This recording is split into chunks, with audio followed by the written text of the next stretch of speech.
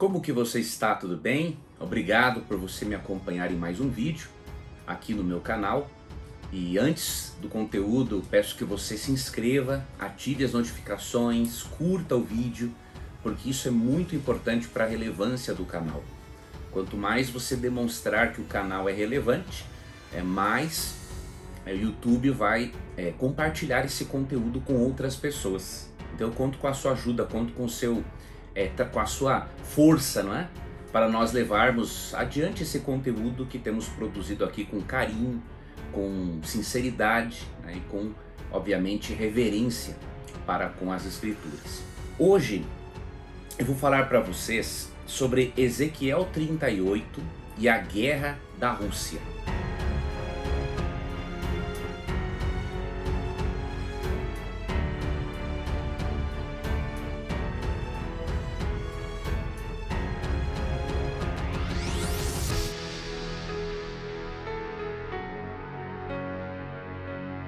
Eu recebi um vídeo de alguém interpretando Ezequiel 38 como se o capítulo estivesse profetizando a respeito da guerra na Rússia.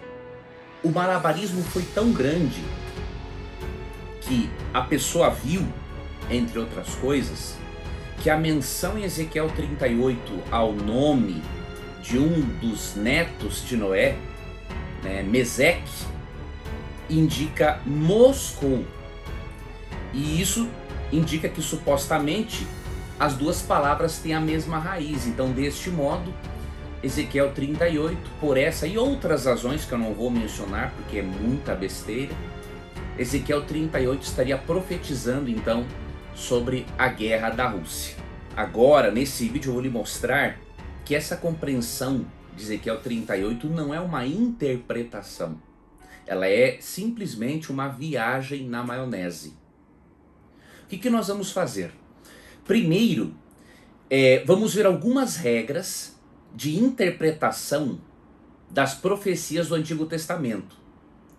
Você vai ver que pelo próprio estudo do Antigo Testamento é possível extrair algumas regras para interpretar profecias do Antigo Testamento. Tá?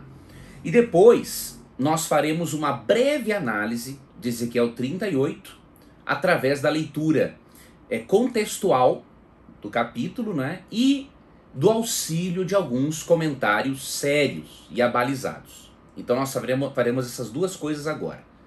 Primeiro, algumas regras de interpretação de profecias do Antigo Testamento e depois uma breve análise de Ezequiel 38, bem como de alguns termos, né, que são usados ali no capítulo para tentar trazer o capítulo para os nossos dias, tá bom? Bom, vamos ver algumas regras. Primeiro, dentro do Antigo Testamento, queridos, isso vocês podem ler em qualquer livro de interpretação bíblica, tá? E no final eu vou indicar alguns dos muitos que existem no mercado e são muito bons. Dentro do Antigo Testamento há dois gêneros ou tipos de profecias preditivas, né? Profecias que predizem algo, né? Que predizem o futuro. Há dois tipos. Há o tipo de profecia conhecida como profecia clássica ou profecia geral, e há a profecia apocalíptica. Existem diferenças entre esses dois tipos de profecias, e por isso essas diferenças exigem que esses dois tipos de profecias sejam interpretados de maneira totalmente diferente. As regras de interpretação para uma profecia clássica ou geral não são as mesmas para uma profecia apocalíptica. Uma profecia clássica, em essência, o que é? É uma profecia dada no contexto do profeta e que se refere mais especificamente àquele contexto histórico, tá? Já uma profecia apocalíptica, mesmo sendo dada no contexto do profeta, ela diz respeito a acontecimentos do tempo do fim, que antecedem a volta de Cristo e que se refere à volta de Cristo. Então essa diferença, tá? Os dois tipos de profecia são preditivos, predizem o futuro. mas a clássica ou geral se refere a aspectos mais do tempo do profeta, né, ou algum tempo depois do profeta, mas aquele contexto histórico específico e cultural. Já a profecia apocalíptica transpõe o contexto do profeta, ela vai além, ela se refere a acontecimentos futuros que dizem respeito aos últimos dias, tá? Então essa diferença básica, ela é muito importante. Nós até podemos, em outro momento, estudar regras de interpretação de profecias clássicas e profecias apocalípticas, mas agora não faremos isso, tá? O que eu tenho que destacar para você é as diferenças entre as duas profecias preditivas, os dois gêneros de profecias preditivas, para você ver que aquele tipo de compreensão de Ezequiel 38, né, de que Ezequiel 38 profetiza a guerra da Rússia, é uma besteira sem tamanho, né? A pessoa não usa de nenhum método, a pessoa não usa nenhuma regra da hermenêutica, que é a ciência responsável pela interpretação do texto bíblico, tá? Então agora o mais importante é nós vermos as diferenças que existem entre as profecias preditivas clássicas e as profecias preditivas apocalípticas, tá? E eu vou lhe mostrar agora 3 slides, que na verdade formam um quadro só, mas são 3 slides, para nós vermos as diferenças entre ambas as profecias. E ao ver essas diferenças, você vai perceber que essas diferenças exigem regras diferentes de interpretação. Tá bom? Então acompanhe esses slides agora que eu vou apresentar para você. Então quais são as diferenças entre profecia geral ou clássica e profecia apocalíptica? Elas têm um interesse fundamental diferente. O interesse fundamental de uma profecia geral ou clássica no Antigo Testamento, o interesse é nacional, local, nacional e contemporâneo. Já o interesse fundamental da profecia apocalíptica é panorâmico e universal da história, com ênfase no tempo do fim, né? Pouco antes da volta de Cristo, e também durante a volta de Cristo. A escatologia se refere a acontecimentos futuros, não é? A escatologia, na profecia geral, é dentro da história do profeta, né? Dentro da história nacional, geopolítica e étnica, tá? Já a escatologia de uma profecia apocalíptica provém de fora da história do profeta, ou seja, ela vai lá para o final, né? É uma escatologia final, universal, e não apenas nacional ou geopolítica. Essa diferença é importante para você poder interpretar. Na profecia geral existem alguns contrastes, tá? Às vezes são contrastadas algumas nações com outras, alguns comportamentos, algumas diferenças entre nações e outras, entre períodos, entre questões nacionais geopolíticas, né? Agora, na profecia apocalíptica há contrastes chamativos, ou seja, não são apenas alguns contrastes, né? Há uma espécie de dualismo, ou seja, esses contrastes chamativos são dualistas. Em que sentido? Né? Eles se dividem em 2. Por exemplo, tem um contraste temporal, ou seja, a profecia pode se referir a esta era e a era ou a era futura. Então veja, um contraste chamativo, né? Esta era ou a era futura. Há também um contraste espacial, ou seja, há um contraste entre o que é terreno e o que é celestial. E há um contraste ético. Há um contraste entre os justos e os ímpios. Tá? Então essas são as 3 primeiras diferenças entre uma profecia geral ou clássica e entre uma profecia apocalíptica. Agora veja essas demais diferenças. Numa profecia geral ou clássica, o simbolismo ele é limitado e as imagens são realistas. Já na profecia apocalíptica, o simbolismo é profuso e complexo. Qual é a base da profecia geral? a palavra do Senhor. Sempre começa dizendo, ó, veio a mim a palavra do Senhor dizendo. Ou outras variações desse termo, não é? E mais algumas visões são a base desse tipo de profecia geral. Já a base da profecia apocalíptica são visões e sonhos dados ao profeta, ou aparece o intérprete angélico para ajudar o profeta. Tá? Então essa é uma diferença também bem grande entre uma profecia geral, clássica, e uma profecia apocalíptica. Na profecia geral ou clássica no Antigo Testamento há uma condicionalidade, embora seja assegurado para o povo de Deus um cumprimento final das promessas do pacto. E por que há essa condicionalidade? Segue ali a leitura, ó, delineiam-se dois cenários possíveis para a própria geração do profeta. O caminho da bênção ou da maldição, em função da resposta do povo ao pacto. Ou seja, essas profecias clássicas, elas são condicionais, porque para elas se cumprirem, depende da resposta do povo ao que Deus predisse. E se o povo obedecer, o povo terá bênção. Se o povo não obedecer, virá a maldição. Por isso que há uma condicionalidade. E até mesmo há uma condicionalidade de cumprimento. Tá? Então eu vou te dar um exemplo. Deus disse que a cidade de Nínive seria destruída. Ele foi bem claro em dizer isso para Jonas. Mas pelo fato de os ninivitas se arrependerem, Deus desistiu da ideia de destruir a cidade. Ele não mudou os seus conceitos, Deus só mudou a forma de agir com o pecador. Isso mostra que aquele tipo de profecia no livro de Jonas é de natureza condicional. Ou seja, para ela se cumprir, depende da resposta dada pelo povo. E dependendo da resposta, a pessoa receberá bênção ou maldição. Já a profecia apocalíptica tem um determinismo. Não é uma questão, não é uma profecia que é caracterizada pela condicionalidade, mas pelo determinismo, com um resultado final positivo para o povo de Deus.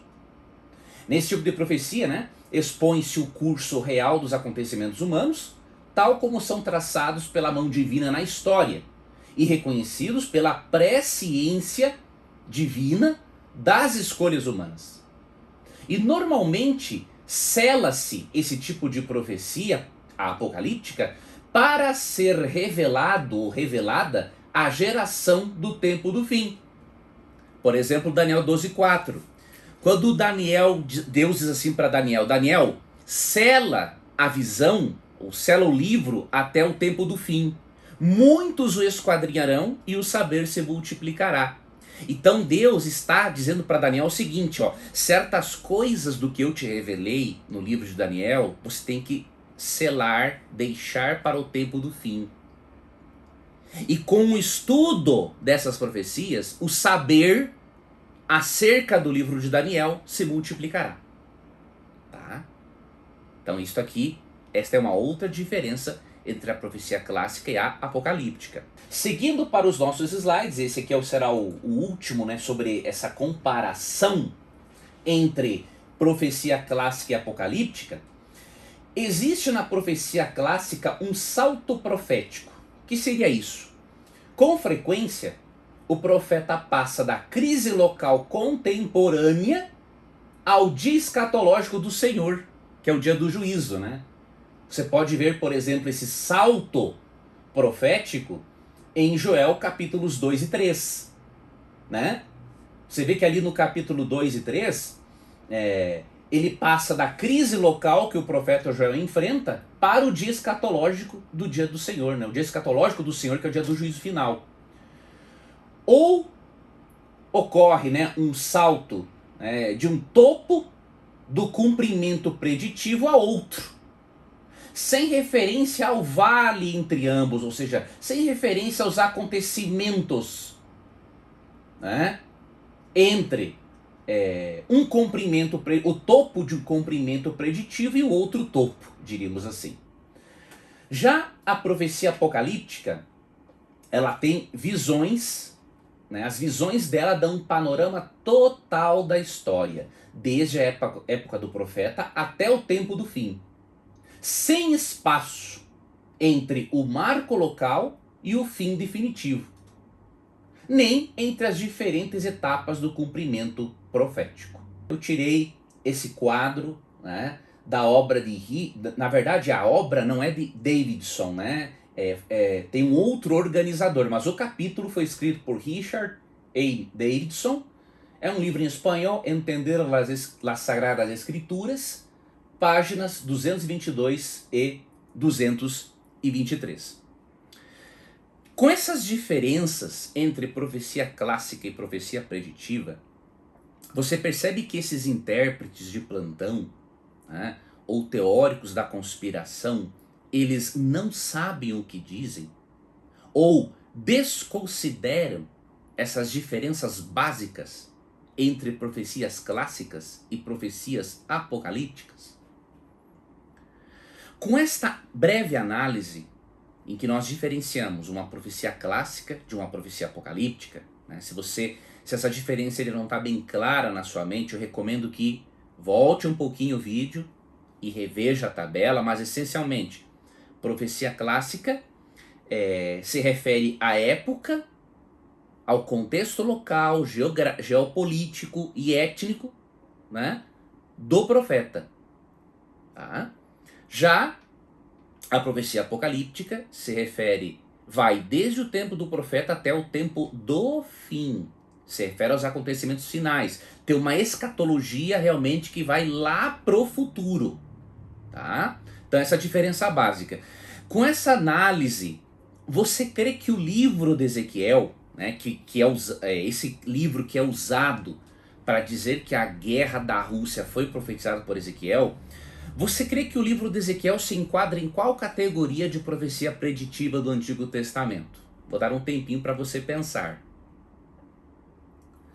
É óbvio, né? Ezequiel se enquadra na categoria de profecia preditiva clássica. Ezequiel não é de natureza apocalíptica, né? Ezequiel é de natureza clássica, de modo que o texto tem um significado para aquela época e para aquela localidade.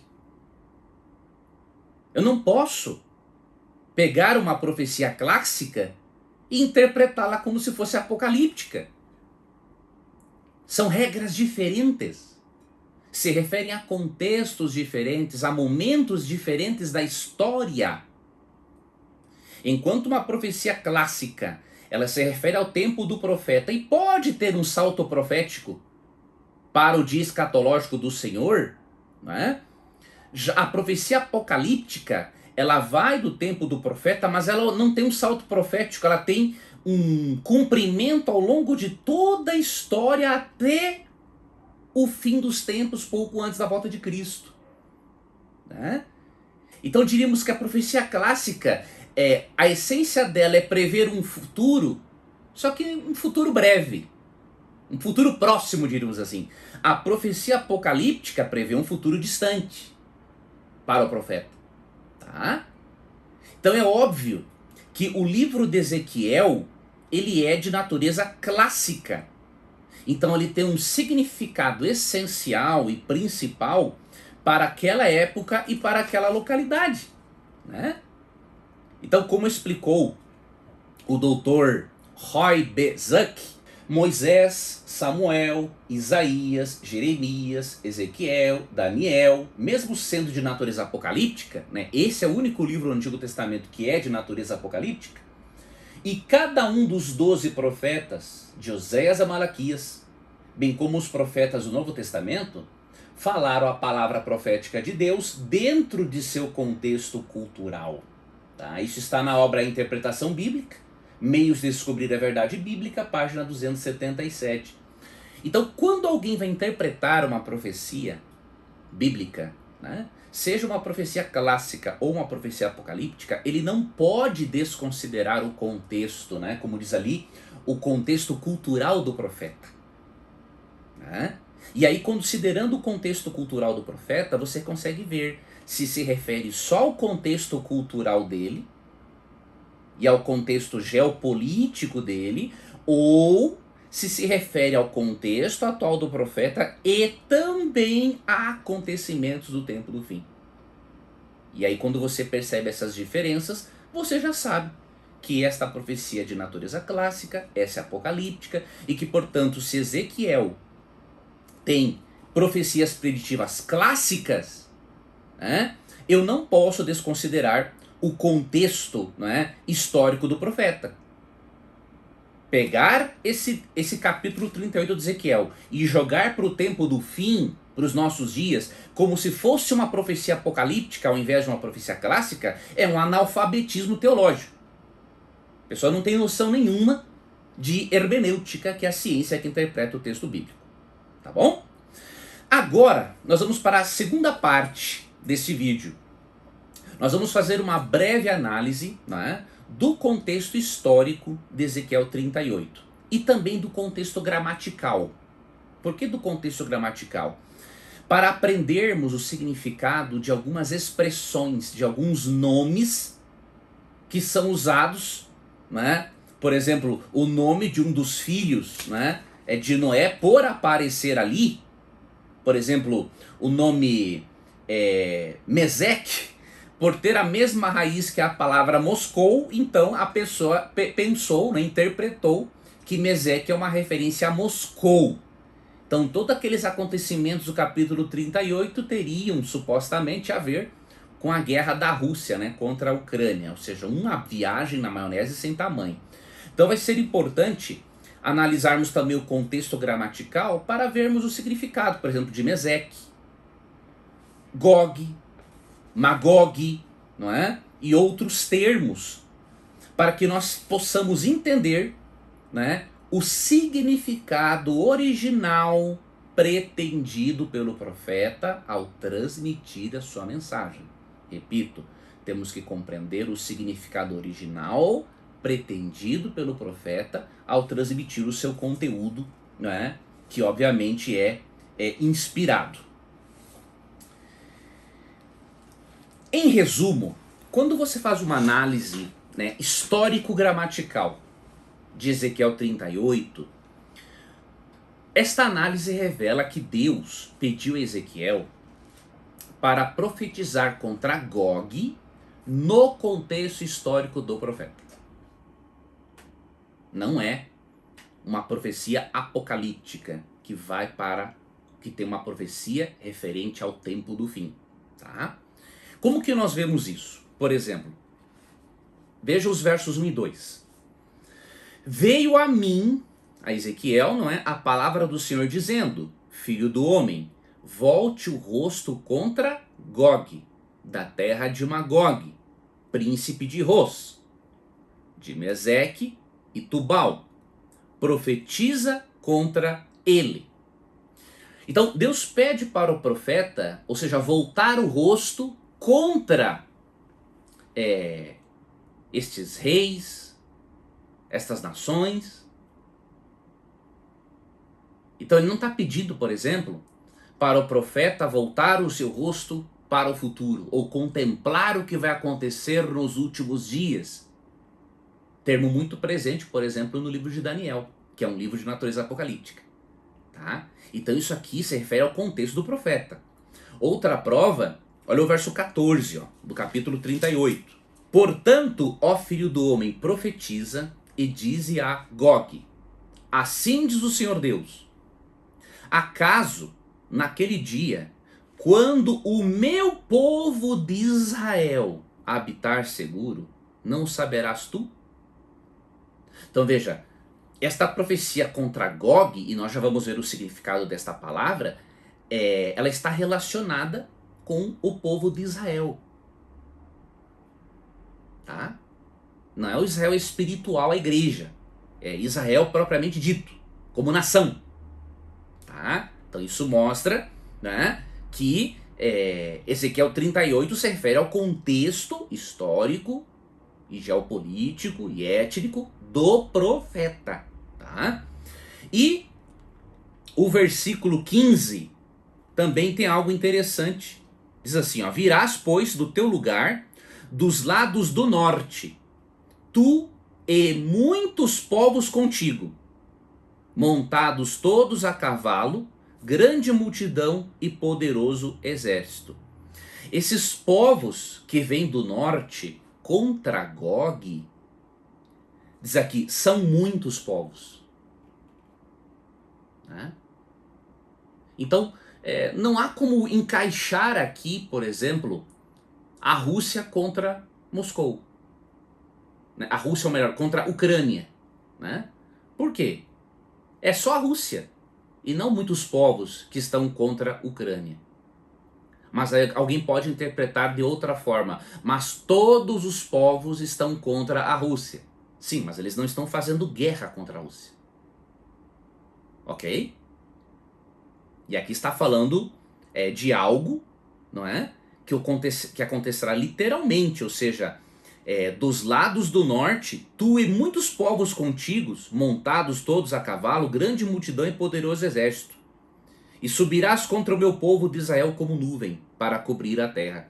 Então ele está profetizando que o povo de Israel receberia um castigo, e que, juntamente com Gog, muitos povos viriam atacar a Israel.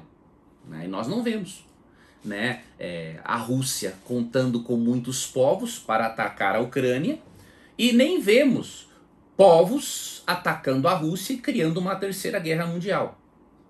O texto não tem nada a ver com isso. Tá? Um texto de natureza é uma profecia preditiva de natureza clássica. Se refere àquele tempo do profeta e não uma profecia de natureza apocalíptica. Tá? Ou seja, Ezequiel 38, com uma simples análise contextual, revela que o capítulo nada tem a ver com a Rússia hoje. Pois o profeta, nós lemos nos versos 1 e 2, ele volve o rosto dele contra Gog naqueles dias. Tá? Ele não volve o rosto para o futuro, para ter uma visão profética, apocalíptica referente ao futuro, não. Ele volve o rosto, é uma expressão bíblica para dizer, olha, fique contra esse camarada e profetize desta forma. Tá? Então é bem local, é bem específico, bem presente. E além disso, tem que considerar uma coisa. A Rússia não fazia parte da geografia bíblica naquela época. Veja o mapa agora. Você está vendo este mapa e você percebe que mesmo que acontecimentos bíblicos tenham ocorrido, né, na atual região da Rússia, Turquia, né, o que acontece é que naquela época bíblica, a Rússia, governada, não é, por um sistema autoritário, ditador, diríamos assim, ela não existia. Então, se ela não fazia parte da geografia bíblica da época, não tem um porquê de interpretar Ezequiel 38 como uma referência à Rússia. A não ser que Ezequiel 38 fosse de natureza apocalíptica e poderia-se interpretar como algo referente ao fim dos tempos. Então, sendo de natureza clássica e Rússia não existindo na geografia bíblica, é impossível aplicar esse capítulo à Rússia. A não ser, repito, que Ezequiel fosse do mesmo gênero que o livro de Daniel, que é de natureza apocalíptica, mas não é o caso. Tá? Claro que o profeta João, no livro do Apocalipse, interessante, ele faz menção aos capítulos 38 e 39 de Ezequiel. Ele faz menção a Gog e Magog. Tá? Mas ali, quando você estuda, né, o Apocalipse, você vê que o Apocalipse vale muito. O autor do Apocalipse vale-se muito da linguagem do livro de Ezequiel e do livro de Daniel, né, para expressar o que ele viu em suas visões. E qual é a interpretação de Gog e Magog em Apocalipse 20? Veja, ele simplesmente pegou a linguagem de Ezequiel, tá? Para explicar melhor a visão que ele teve referente aos últimos dias. Mas Ezequiel 38 e 39 não tem uma referência ao tempo do fim. O que João faz é pegar emprestada a linguagem do profeta Ezequiel. Porque no contexto, quando você lê o Apocalipse 20, dos versos 7 a 10, você vê que Gog e Magog representam a grande multidão ou hoste de ímpios que rodeará a cidade santa quando descer do céu, e consequentemente essa hoste de ímpios que se unirá a Satanás, essa hoste de ímpios será destruída, castigada e destruída no juízo final após o milênio. Então o profeta João no Apocalipse se utiliza de Gog e Magog para se referir às hostes de ímpios que serão castigados, né, após o milênio. Ou seja, ainda 1000 anos após a volta de Cristo. Não tem referência alguma com Rússia, não é? Né? E não tem como você pensar, nem sequer imaginar uma coisa dessa, tá? Agora, vamos nos voltarmos, e aí vamos finalizar, a uma análise de Ezequiel 38, né? Em seu contexto, diríamos assim, gramatical. Tá? Vamos ver, com auxílio de comentários abalizados, não é? Os significados de Gog, Magog, Meseque, Tubal e Gomer. Por quê? Porque as pessoas pegam estes nomes e dão a eles uma interpretação a fim de apoiar a interpretação absurda de que Ezequiel 38 tem uma ligação com a guerra da Rússia. Então, você sabendo o que esses termos significam de verdade, você já está livre de ser iludido, de ser enganado, não é, por esse tipo de viagem na maionese, tá? Há outros nomes no capítulo 38, há outros termos, né, que eu não vou mencionar, mas você pode consultá-los, né, nas obras de referência que eu vou usar aqui e que você poderá também adquirir, tá? Primeiro, vamos ver o que diz esta obra aqui, que é muito importante, uma obra balizada, Comentário Histórico-Cultural da Bíblia, Antigo Testamento, tá? Da editora Vida Nova. Vamos ver o que esta obra balizada diz sobre alguns destes nomes, como por exemplo Gog, Magog, Meseque, Tubal, não é? Gomer, tá? E aí você vai ver uma explicação teológica, não é?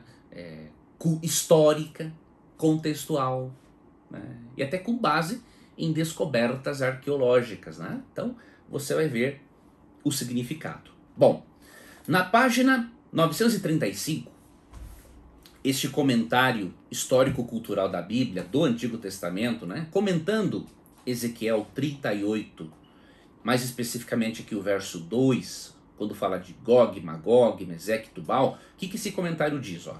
Gog. A identificação de Gog tem confundido comentaristas durante séculos. A explicação mais provável é que o nome seja um derivado de Gibes, um rei lídio mencionado em fontes assírias e gregas. Veja, esses teólogos que estudaram tanto, eles não têm uma certeza. Eles dizem assim, ó, a explicação mais provável. Você percebe que quanto mais uma pessoa estuda, se ela for realmente de Deus, mais humilde ela se torna? Porque ela não consegue bater o martelo para muitas coisas que se encontram nas escrituras, porque o significado não é claro ainda para nós. E o significado de outros textos serão claros só na eternidade mesmo. Então, se esses especialistas colocam como provável, né, se dizem que é provável que o nome Gog se refira, né, derive de Gibes, um rei lídio, mencionado em fontes assírias e gregas, como que a pessoa que não segue regra nenhuma de interpretação bíblica, não sabe diferenciar entre profecia clássica e profecia apocalíptica, pode ter a ousadia, a arrogância de pegar Ezequiel 38 e bater o martelo e dizer que aquilo se refere à Rússia? Falta de humildade. Quem estuda pouco, na maioria das vezes, e vai comentar algo é porque ele é arrogante. Ele acha-se autossuficiente. Agora, quem estuda muito, quanto mais se estuda, mais se percebe a própria ignorância. Tá? Quem estuda sabe o que eu estou dizendo. E continua. Nas fontes assírias, ele é chamado de Gugu. Não é Google não, Gugu, tá? E governa sobre Mat-Gugu, que em acadiano significa a terra de Gugu, né? Seu reinado, porém, ocorreu 50 anos ou mais antes da época de Ezequiel. E por isso alguns estudiosos argumentam que o nome se tornou um título dinástico, usado por seus descendentes reais. O rei de Lídia, na época de Ezequiel, era Aliates. Não há evidências de que a Lídia jamais tenha ameaçado Judá, mas os lídios estavam envolvidos em uma severa guerra contra Ciaxares e os medos em 585 a.C. Gog soa parecido com os nomes Agag e Og, dois famosos inimigos de Israel. Comentando sobre Magog, diz assim: provavelmente Magog é a forma hebraica do acadiano Mat-Gugu, a terra de Gog, que Joséfo identificou como Lídia, no oeste da Anatólia. Então você percebe? É uma identificação para aquela época, né? Provavelmente Magog seja identificado com Lídia, né?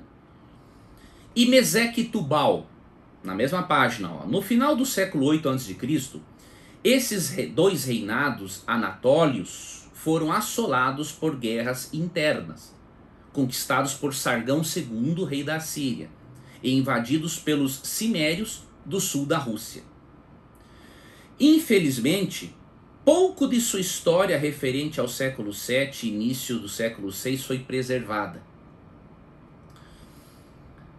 Acredita-se que tenham sido incorporados ao domínio lídio após o término das guerras cimérias. Na primavera de 585 a.C., os lídios estavam em guerra com os medos. São mencionados novamente no período persa como identidades étnicas distintas. Eram conhecidos pelos assírios como Mashku, centro da Anatólia, e Tabal, leste da Anatólia, e por Heródoto como os Mosqui e os Tibarenoi, estados submissos ao Império Persa. No final do século 8 a.C., o rei de Moscou era Mita, conhecido pelos gregos como Mídias, o rei que transformava em ouro tudo o que tocava. Seu túmulo foi identificado em Gordion e escavado. Então tem que se respeitar o contexto do profeta e a geografia, a geografia bíblica, a geopolítica bíblica, tá? E o nome Gomer diz assim: Gomer tem sido comparado aos Jimhai dos anais assírios e aos cimérios das fontes gregas. Na Odisseia de Homero, eles viviam no litoral norte do Mar Morto.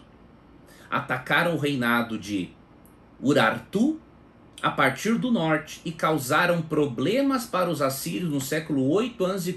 Veja, acontecimentos relacionados ao século 8 a.C. Não tem nada a ver com os dias de hoje.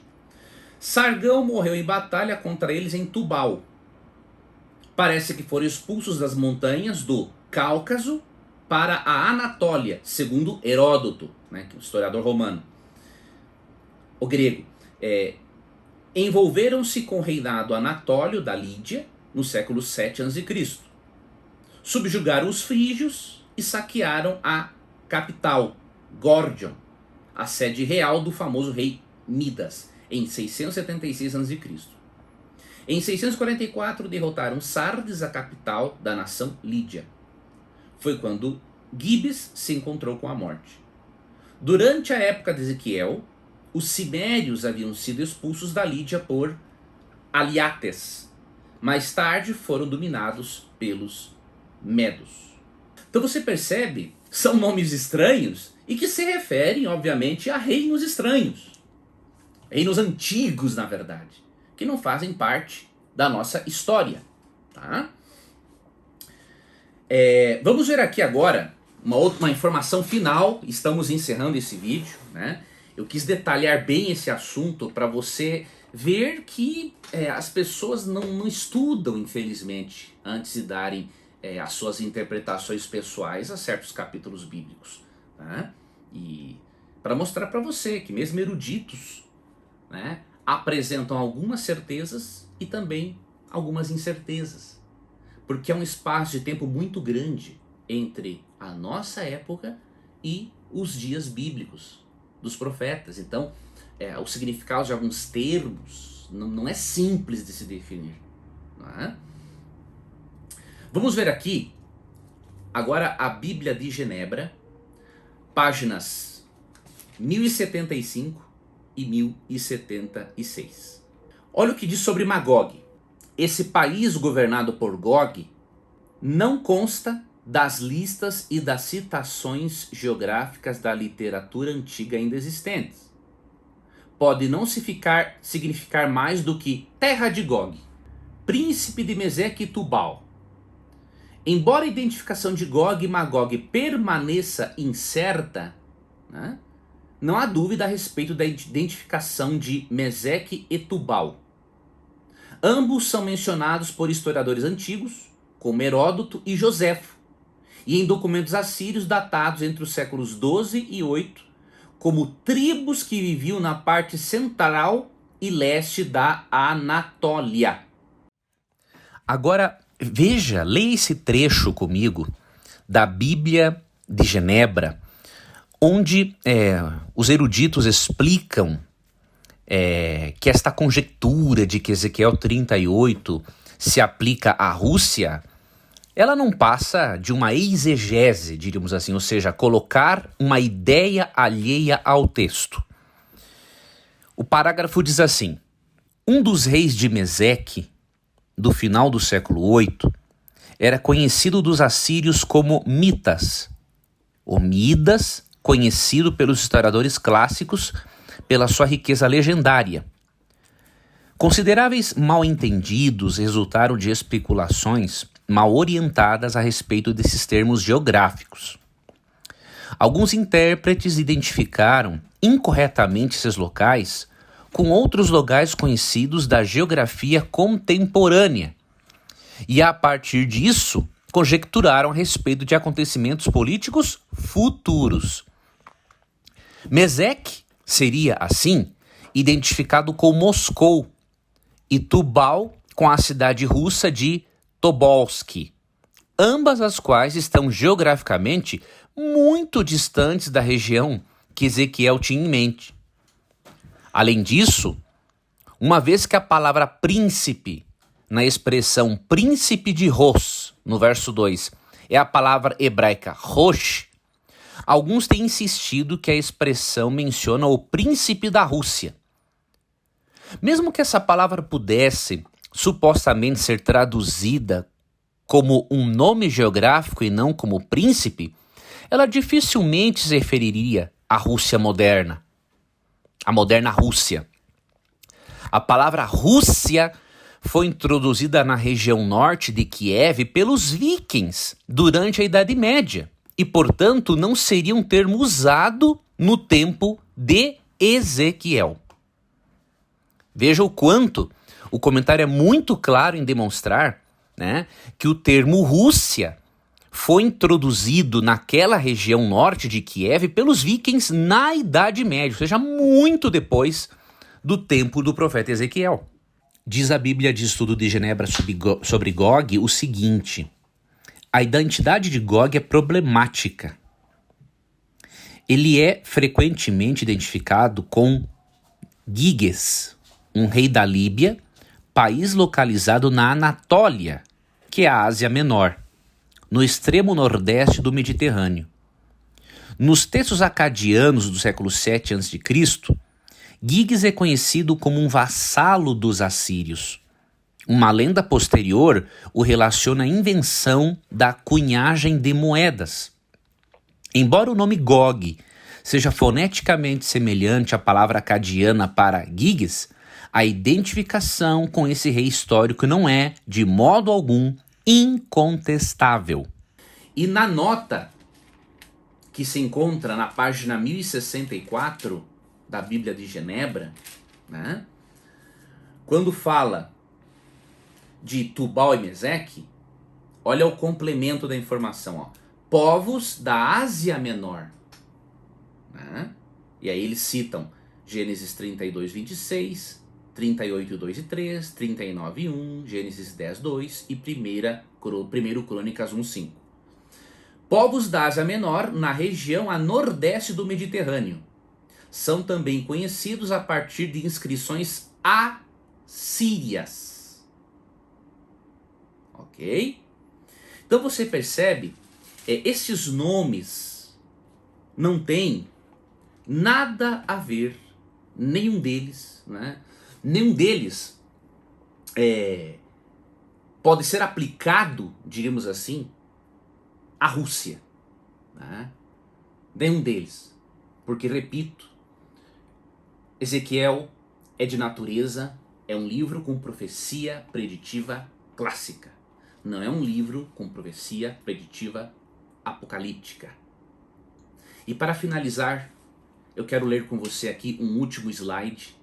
Preste bem atenção, para que você e eu possamos ter humildade quando abrirmos a palavra de Deus e reconhecermos que precisamos estudá-la e que não teremos todas as respostas. E se não tivermos todas as respostas, temos que ter humildade para reconhecermos que a lógica de Deus é superior a nós. E que nós podemos ter tais respostas um dia. E se não as tivermos, Deus nos dará a certeza da interpretação do texto quando Cristo voltar. Nós também podemos aprender que se especialistas abalizados, né, não batem o martelo em relação a certas coisas, como uma pessoa que não conhece nem a diferença entre profecia clássica e apocalíptica pode ter certeza das coisas. É falta de humildade. Então veja esse slide comigo agora. As muitas opiniões contraditórias que surgem com frequência ao que a Bíblia ensina não têm sua origem na obscuridade do livro em si mesmo, mas na cegueira e preconceito da parte dos intérpretes. Aqui está um pensamento com o qual podemos concluir este vídeo. Tá? O problema, quando encontramos uma opinião contraditória a respeito da Bíblia, o problema não está na Bíblia em si mesma, porque ela é a perfeita palavra de Deus e é inspirada pelo Espírito Santo, como diz 2 Pedro 1, 19 a 21, e 1 Timóteo 3, 15 a 17. 2 Timóteo, tá? Então, essas opiniões contraditórias surgem não porque a Bíblia é um livro obscuro ou tem algum problema, não. É por causa da cegueira e do preconceito da parte do intérprete. Então, há pessoas que são cegas, que não conhecem nada de interpretação bíblica, não sabem diferenciar uma profecia clássica de uma apocalíptica, e há pessoas com preconceito, ou seja, com conceitos formados. Eles vão à Bíblia com os seus preconceitos. E esse não é o maior problema. O problema é que eles forçam o texto bíblico a se adequar aos preconceitos deles. O correto é adaptarmos os nossos conceitos preconcebidos, adaptarmos com a verdade da palavra de Deus. Porque a lógica da palavra de Deus é infinitamente superior à nossa lógica humana corrompida pelo pecado. Sei que esse vídeo foi longo, né? E talvez um pouco maçante, né? Porque eu tive que ler alguns comentários. Mas eu espero que tenha lhe ajudado muito, né? A você perceber que não podemos tratar da Bíblia de qualquer jeito. Algumas das obras que eu usei, né, para esse vídeo, vou indicar aqui para você, se for do seu interesse.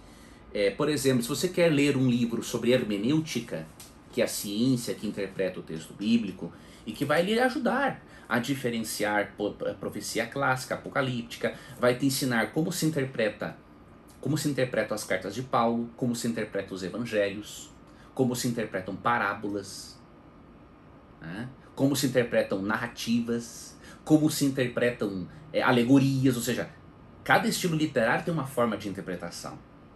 E você tem que saber isso, como se interpreta uma poesia, tá? E um livro muito bom para você começar nessa jornada, né? Existem muitos outros livros, mas um livro muito bom para você começar essa jornada de interpretar as escrituras é o livro A Interpretação Bíblica, Meios de Descobrir a Verdade Bíblica, do Dr. Roy B. Zuck, tá? Esse livro é da editora, antes de eu mostrar a capa, deixa eu só ver aqui a editora, é a Vida Nova, realmente da Vida Nova, este livro aqui, ó.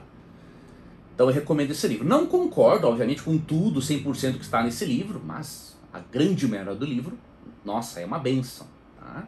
Então eu recomendaria esse livro para você. Foi um dos livros que eu utilizei aqui ao longo dessa explanação. Outro livro muito interessante é este aqui, organizado por Gerhard Pfandel, né? Que é esse livro aqui, Interpretando as Escrituras, Descubra o Sentido dos Textos Mais Difíceis da Bíblia. Esse aqui é da editora Casa Publicadora Brasileira, tá? Um livraço também para você ter, se for do seu interesse. E um outro material, eu acredito que já até possa estar em português, então eu recomendo que você busque no site da Unaspress. Digita no Google Unaspress, né, com 2 S no final, que é a Imprensa Universitária Adventista, e veja se esse livro já está em português. Eu tenho a impressão que sim, mas eu tenho a versão em espanhol, tá? Entender las Sagradas Escrituras, organizado por George W. Reid. Foi daqui que eu tirei aquela citação, aquele quadro comparativo do Richard Davidson, que escreveu um dos capítulos desta obra, tá ok? Então essa aqui é em espanhol e é publicada pela editora Aces, da Argentina. ACES, tá? Você pode procurar Aces, www.aces.ar de Argentina, tá? Se essa obra não estiver ainda em português. Utilizei também, já lhe mostrei, Comentário Histórico-Cultural da Bíblia, muito bom. Esse aqui é o do Antigo Testamento e tem a mesma obra do Novo Testamento.